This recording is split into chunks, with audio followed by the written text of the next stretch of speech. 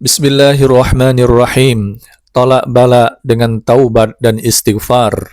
Imam Al-Qurtubi menyebutkan dari Ibnu Syubaih bahwa dia berkata, ada seseorang yang mengadukan kepada Al-Hasan Al-Basri masalah paceklik. Maka beliau berkata kepadanya, istighfarlah kepada Allah. Ada yang lain mengadukan kepada beliau bahwa dia miskin. Maka beliau berkata kepadanya, istighfarlah kepada Allah. Ada yang lain lagi berkata kepada beliau, doakan kepada Allah agar aku dikaruniai anak. Maka beliau berkata kepadanya, istighfarlah kepada Allah. Ada yang lain lagi mengadukan bahwa kebunnya gersang. Maka beliau berkata kepadanya, istighfarlah kepada Allah. Lantas Ar-Rabi' bin Subaih berkata kepada beliau, orang-orang datang kepada engkau mengadukan banyak hal, dan engkau hanya menyuruh mereka untuk beristighfar.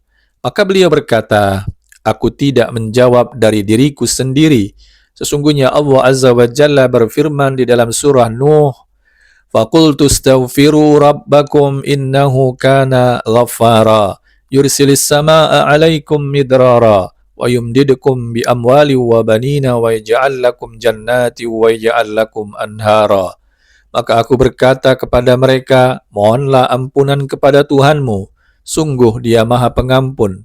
Niscaya dia akan menurunkan hujan yang lebat dari langit kepadamu, dan dia memperbanyak harta dan anak-anakmu, dan mengadakan kebun-kebun untukmu, dan mengadakan sungai-sungai untukmu.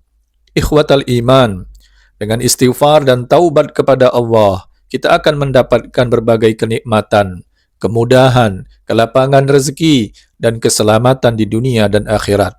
Allah Ta'ala berfirman, wa anistaghfiru rabbakum thumma tubu ilaih, yumatti'akum mata'an hasanan ila ajalin musamma. Dan hendaklah kamu meminta ampun, istighfar kepada Tuhanmu, dan bertaubatlah kepadanya.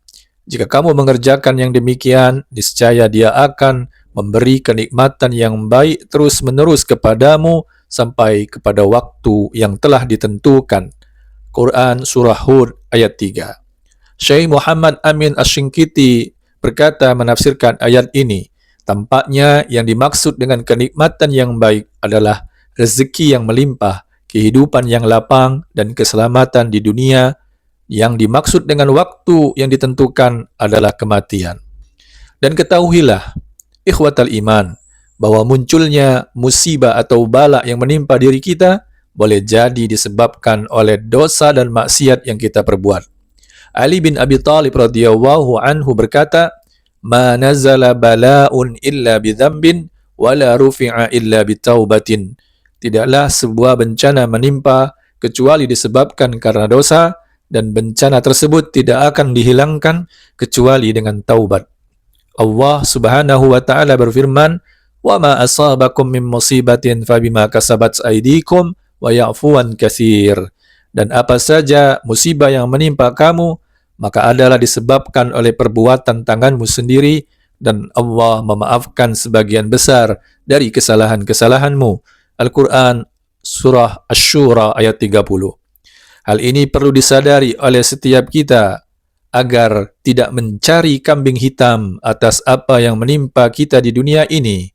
Maka hendaknya introspeksi diri terhadap diri sendiri, kemudian memperbaiki dosa dan kesalahan tersebut dengan taubat kepada Allah dan istighfar, serta mengiringi keburukan tersebut dengan segera melakukan kebaikan dan amal salih.